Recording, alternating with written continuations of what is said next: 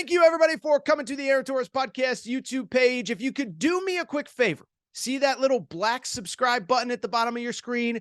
Go ahead, click that black subscribe button. Really does help our audience grow, really does help our channel grow, really does help and mean more than you could possibly know. So go ahead, hit that little black subscribe button. Also, thank you to our presenting sponsor, Betfred Sportsbook and the Betfred Sportsbook app. Bet 50 on any game, get $250 in free bets.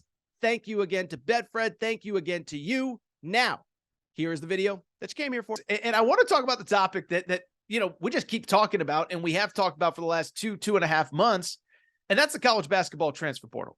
And I'll be blunt.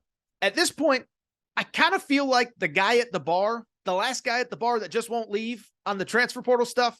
Like, basically, I'm the dude. They turned on the lights. The bartenders are sweeping. Everybody else is gone. And I'm just sitting there keeping the party going by myself. That's how I feel talking transfer portal right now. Because for the most part, the portal stuff is done. But it is interesting, and it is worth updating today because there are two big things to remember when it comes to the college hoops transfer portal. One, the deadline to enter the portal was May 11th, but graduate transfers do not apply to that deadline. So if you have graduated, if you have your degree, you can pretty much enter the portal anytime you want and be eligible to play next season. The other thing that's worth keeping an eye on and worth remembering, the deadline to withdraw from the NBA draft is next week, May 31st. And there are several players that are going through the NBA draft process that are also in the portal that could be coming back to college basketball and could create another wave of names worth noting when it comes to college basketball's transfer portal. So there's still a lot going on, and there's going to be more as we get towards that deadline.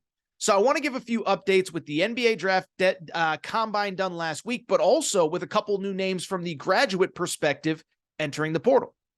And that's where I'm going to start, because over the weekend, we got a legitimately big name entering the portal as a graduate transfer. His name's Cam Spencer. He led Rutgers in scoring at 13 points per game. Shot about 43% from behind the three-point arc. And over the last couple days, he decided that he is going to transfer and look for another option. Entered the portal this weekend.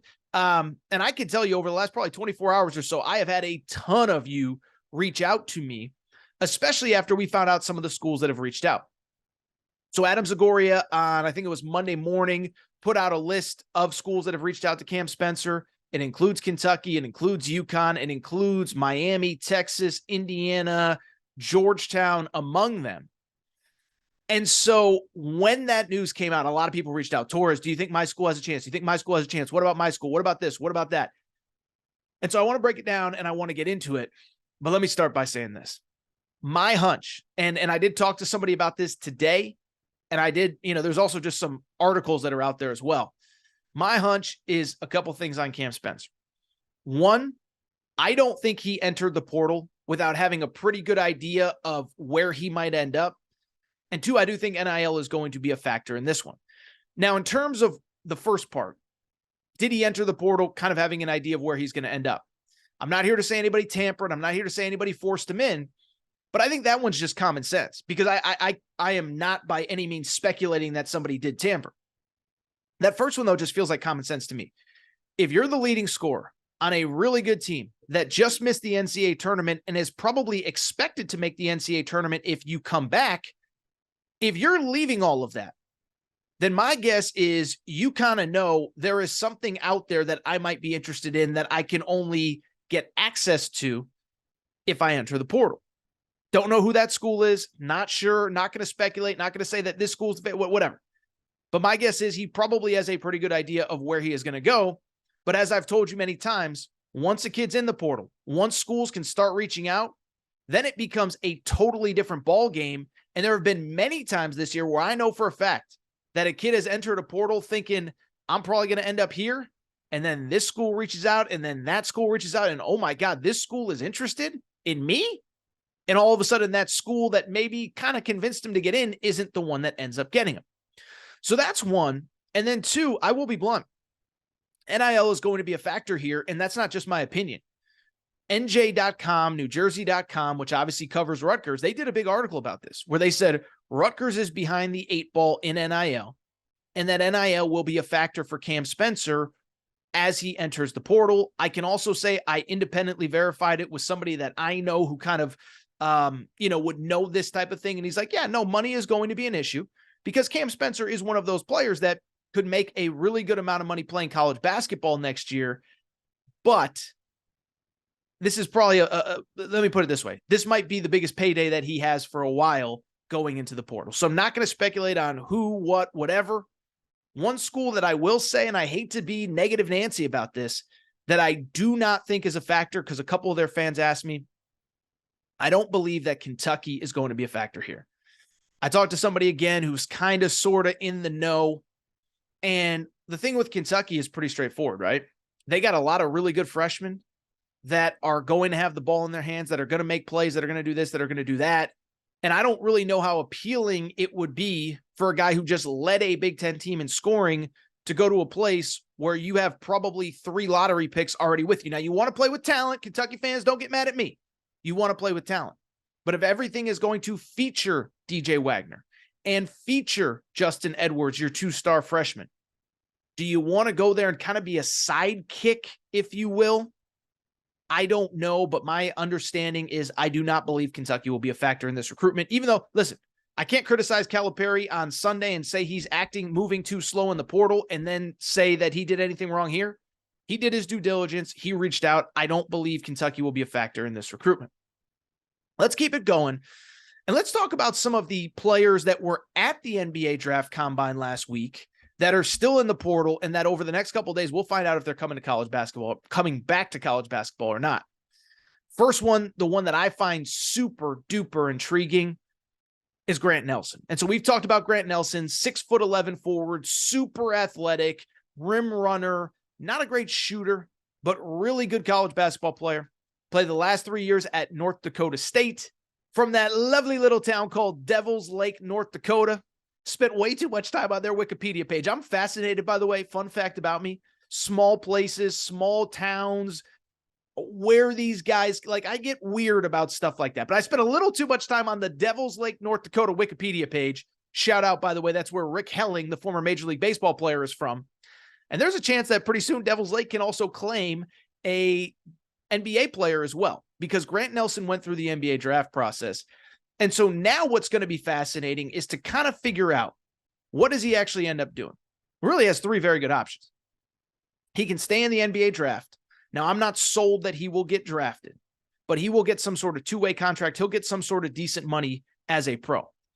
Does he come back to college basketball and stay at North Dakota State, where he'd be the star, where he'd be the focal point, where maybe he can play his way into a higher draft slot next year?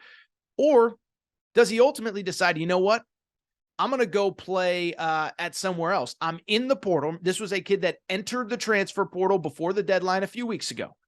Does he decide to come back to college basketball and see what his options are? And they are good, and we'll get into them in a minute.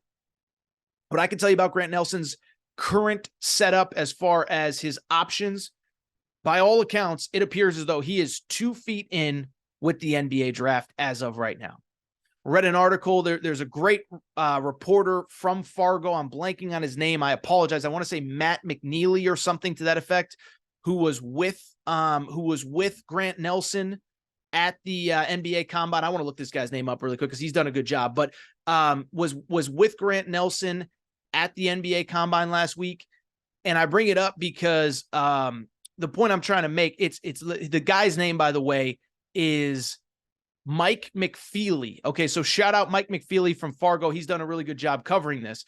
But what I can say about Grant Nelson is, it was in the article, but I've also heard he is 2 feet in with the NBA draft process, and he wants to see this thing through.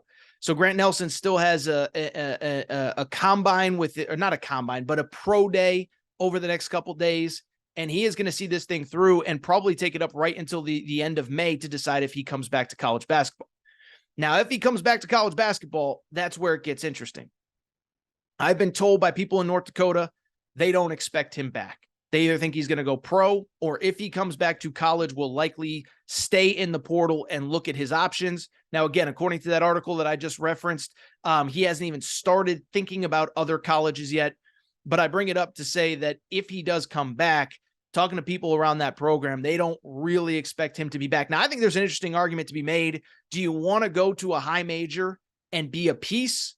Or if it's really about getting to the NBA, stay at North Dakota State, be a star, ball out, be in a system where everything is built around you. But we will see what happens if he comes back. I expect him to enter the portal. I've said it many times. I think Arkansas has to be deemed the favorite here. He is a guy, I don't think as of right now, like I said, that he's dove too deep into all of the options, but Arkansas is one that has made sense from day one. But this is a kid that is going to have plenty of options, including, the schools that have reached out: Arkansas, Gonzaga, Arizona, Kentucky, Alabama. If he comes back to college, he is going to have no shortage of options. Let's keep it going with a couple more of those NBA draft combine guys. One guy that, he's been in the portal forever. Like most of these guys entered the portal at the last minute. Olivier Kangwa, who played at Tennessee this year, played very well really over the last couple years. He was one of the early ones. Right after the season, enters the portal. Right after the season, enters the NBA draft process. But what's interesting about him is that there is no real buzz that he is going to be drafted. And so my belief is that he is probably going to come back to college basketball this coming season.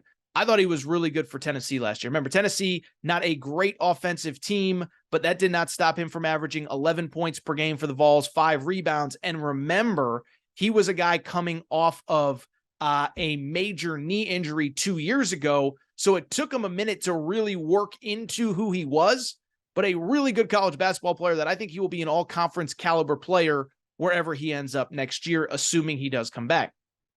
In terms of his recruitment, saw a report earlier in the day on Monday. He is visiting West Virginia. Listen, I know it was a couple bad weeks for Bob Huggins, but Bob Huggins is cleaned up in the portal. Kirk Risa from Arizona, the point guard. Jesse Edwards, the center from Syracuse. Raekwon Battle, a forward from Montana State. Montana State made the NCAA tournament. Those 3 have already committed. You add Olivier Kangwa to that mix, I'm here to tell you that's probably like 3rd best team in the Big 12. Top 3, top 4 in the Big 12. Remember, the Big 12 does have Houston next year. Kansas is going to be good, but I think you start talking about that next tier behind them: Baylor, Texas, Kansas State, West Virginia would be right in that mix. Olivier Kangwa. Also, there's been some Michigan rumors. Now, I know what happened last week with Michigan and Caleb Love. My hunch is that they will not let admissions get in the way again. Olivier Kangwa, I believe, is a graduate transfer as well. Point being, if he wants to go to Michigan, I don't think there will be any hiccups there. Those 2 schools appear to be in the mix. Olivier Kangwa also, a lot of people thought Arizona was in the mix early, but after they took Keyshawn Johnson over this weekend, I don't really think they will be a factor in his recruitment. And speaking of Arizona, I think maybe the most interesting player in the portal right now is Arthur Kaluma. We've talked a lot about him.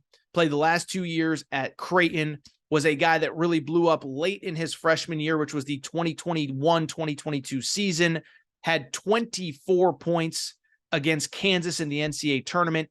That was the year that Kansas won the national championship. Creighton gave him as much trouble as anybody. Well, Arthur Kaluma comes back this year, has a very good season, 12.6 rebounds per game, but not the season that he wanted. He decides to both enter the NBA draft as well as the portal as well. In the end, it'll be interesting to see. He's another one like Grant Nelson. I believe he's going to try to see that NBA draft process all the way through. And listen, if he has no better options, then maybe he does decide to come back to college basketball. But what's interesting is his recruitment right now feels pretty wide open. His recruitment feels pretty wide open from this perspective, is that I know for certain he's not going back to Creighton, or at least that's not the plan right now. But Arizona was a school that was perceived to be the favorite up until, again, they took Keyshawn Johnson last week. They were recruiting Olivier Kangwa. They were recruiting Arthur Kaluma. They get Keyshawn Johnson. Now they don't have a spot to fill there. So Kaluma's a free agent. Don't have a great feel for where he would go if he came back to college basketball. Kansas feels like the one that is trending as the favorite. Remember, they wanted Mackenzie Mbako badly this offseason, did not get him. So they're in the search for a big wing. Arthur Kaluma makes a ton of sense.